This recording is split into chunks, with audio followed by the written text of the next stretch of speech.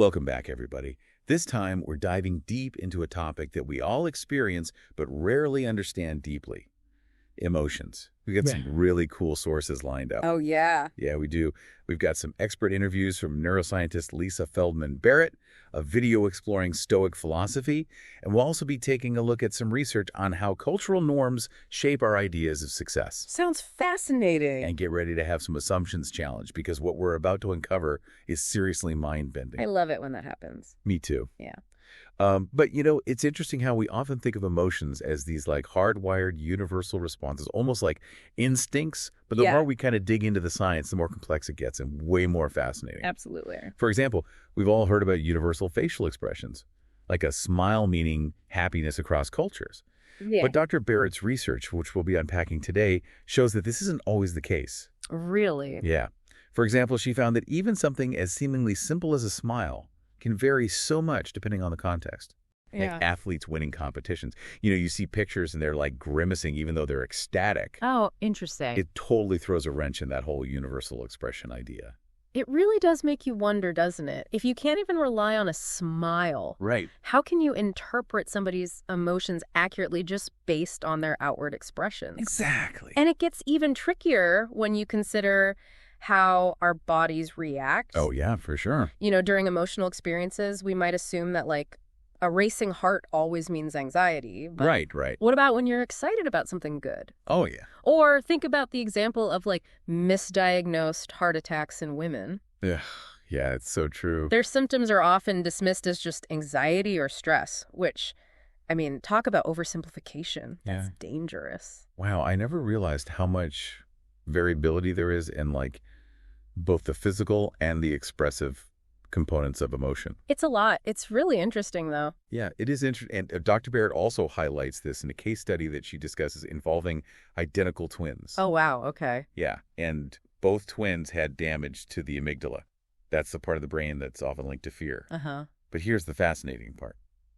One twin experienced fear normally, while the other had significant fear-related issues. Oh, wow. That's wild. It really highlights the complexity of the brain and how it can adapt in ways we don't fully understand. Yeah, and it really does challenge that whole idea that emotions are just like pre-programmed, hardwired responses in our brains. Totally. There's clearly a lot more to the story, a lot more nuance and individual variation than we might expect. Yeah.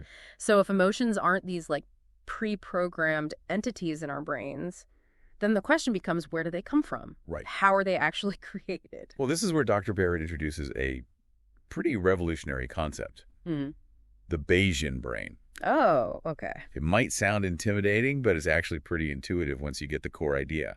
Okay, I'm intrigued. Lay it on me. Okay, so the Bayesian brain idea is essentially suggesting that our brains are constantly predicting and making sense of the world based on our past experiences. Okay. So we're not just passively reacting to the world around us, we're actively constructing our perceptions and experiences. Okay. And that includes our emotions. That's so interesting. Right. So it's like our brains are constantly filling in the blanks, using our personal history as like a guide. Wow. You ever seen those like black and white splotch images that go around online? Oh, yeah. So at first they just look like meaningless blobs, but once you learn what to look for, you suddenly see a hidden image, like a bee or a fate. Right, like those magic eye posters. Yes, exactly. Cool. It's like our brains are doing that all the time, but with our emotions. Interesting. We use past experiences to make sense of sensations, and sometimes we even construct emotions based on the context and our interpretation. Okay, so you're saying our brains are basically like predicting our emotions. In a way, yeah. Our emotions are less about what's happening right now and more about how our past experiences filter and interpret that information. Huh. So imagine someone from a hunter-gatherer society suddenly transported to a modern parking lot. Ooh, that's a good one. Their brain would struggle so much to make sense of it all. Without the concepts of cars, roads, and tires, they'd be experiencing a kind of perceptual blindness. Right. Much like we do with those splotches before we know what to look for. They might feel fear, confusion, because their brain doesn't have the framework to understand what they're seeing. That is such a fascinating thought experiment. It really drives home the point that our emotions aren't just about what's happening in the present moment, but also about how our past experiences filter and interpret that information. giving me a whole new perspective on things. So if our brains are constantly making predictions and kind of constructing our emotional reality, does that mean our feelings are just a bunch of fleeting illusions? Well, I mean, they're certainly not objective realities in the way that we often think of them, but that doesn't make them any less real or impactful in our lives. Right. What's fascinating is that this whole process of construction isn't just happening in our brains, it's also deeply influenced by like the language we use and the culture we live in. That makes sense. I mean, we learn about emotions from our families, our communities, even the broader societal narratives around us, right? Yeah. And that leads us to another fascinating piece of this puzzle, which is alexithymia, which is sometimes called emotional blindness. Okay. And individuals with alexithymia really struggle to identify and express their own emotions, often lacking the vocabulary to do so. It's like they're experiencing all these feelings but don't have the words to describe them. Yeah. And I remember reading this really poignant story in the New York Times about a woman with alexithymia. Yeah. And she understood the concept of sadness intellectually, but couldn't actually feel it even when her aunt was dying. Mm-hmm. It really highlights the powerful connection between language, emotional understanding, and our ability to fully experience our feelings. You know, it seems like language provides us with the tools to label and categorize our internal experiences and ultimately shape how we perceive and make sense of our emotions.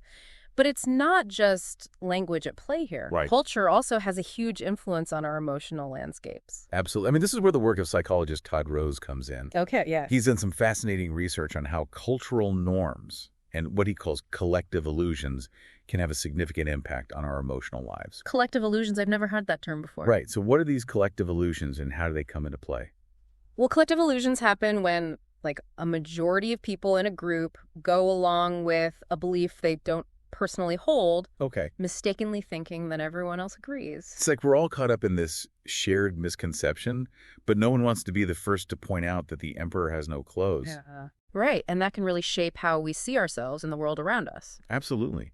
It's almost like we're all playing along with a cultural script, even if it doesn't necessarily reflect our true values or aspirations. Exactly. And this can have a profound impact on how we perceive ourselves and the world around us.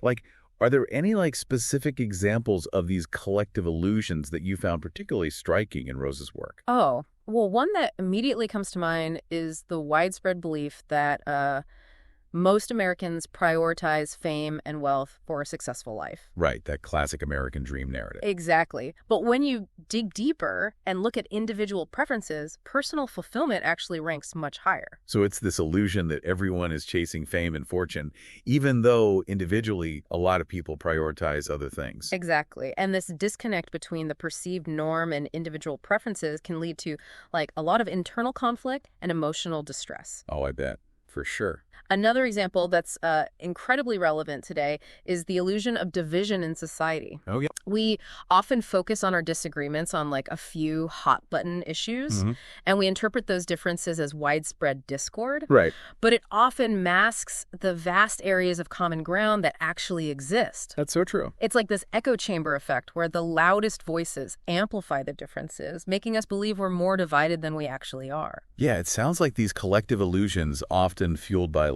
media and social narratives, can create so much unnecessary anxiety and division.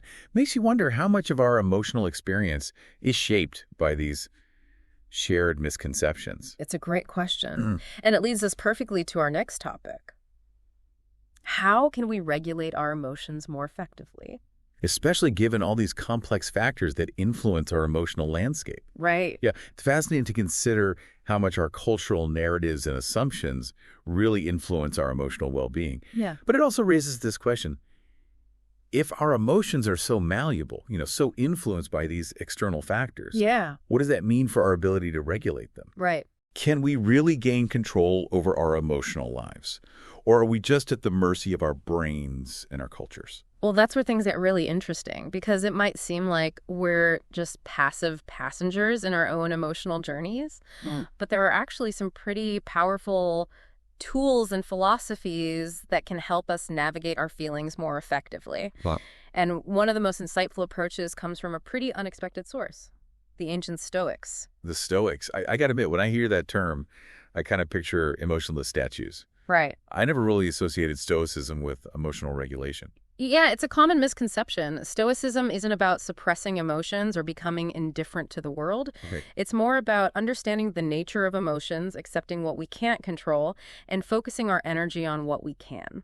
Okay. And the Stoics, particularly Marcus Aurelius, offered some incredibly practical wisdom for cultivating emotional resilience and inner peace. So how does this Stoic approach actually work in practice? What kind of tools or principles did they emphasize? Well, one of the core Stoic principles is this idea of impermanence. Okay. They recognize that everything is in constant flux, Yeah. always changing.